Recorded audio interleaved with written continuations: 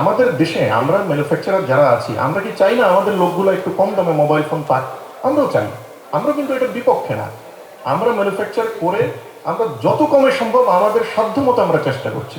প্রচন্ড একটা ভুল ধারণা আছে আমাদের এই 18টা কোম্পানির কাছ থেকে কোনো এনওসি কাউকে নিতে হবে না কোনো আমদানি করার জন্য।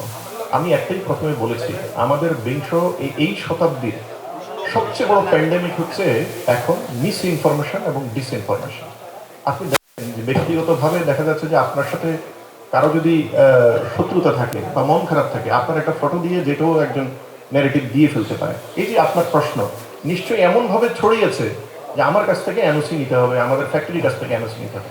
একদম আপনাদের মানে এনওসি বিষয়টা কিন্তু আমি প্রথম আপনাদের রিপোর্টার্স লিমিটেড আপনারা যে প্রেস কনফারেন্স এটা এনওসি নিতে হবে বিটিআরস এর কাছ থেকে, এনওসি নিতে হবে বিটিআরস এর কাছ থেকে। যে না, আমাদের কাছ থেকে কোনো এনওসি কোনোদিনই নিতে হয় না, এটা বাংলাদেশের আইনে কোথাও নাই কোনো ব্যবসায়ীর কাছ থেকে এনওসি নিতে হবে। হয়তোবা সে ব্র্যান্ড, যেই ব্র্যান্ড ইম্পোর্ট করবে সেই ব্র্যান্ডের সাথে কথা বলতে হবে এবং বিটিআরসির এনওসি নিতে হবে। এখন কোনো প্রোডাক্ট, কোনো ভ্যারিয়েন্ট, এখন বাংলাদেশে যে গাড়ি চলে, বাংলাদেশের রাস্তার কন্ডিশন অনুযায়ী গাড়ি চলে, সেই গাড়ি কিন্তু বাংলাদেশের রাস্তার কন্ডিশন অনুযায়ী ম্যানুফ্যাকচার হয়। আপনি যদি চায়না যান, চায়না গিয়ে দেখবেন যে গুগলই নেই, গুগল কাজ করে না। তো সেখানে তাদের গুগল লাইসেন্স যেহেতু নেয় না, ওই ফোনের দাম কিন্তু কম হবে। আমরা কিন্তু কেউ একবারে বলছি না যে চাইনিজ মোবাইল ফোনের দাম চায়না মার্কেটে কম কেন, সেখানে অনেক কিছুই কিন্তু অনেক লাইসেন্স ফি ওখানে দিতে হচ্ছে না।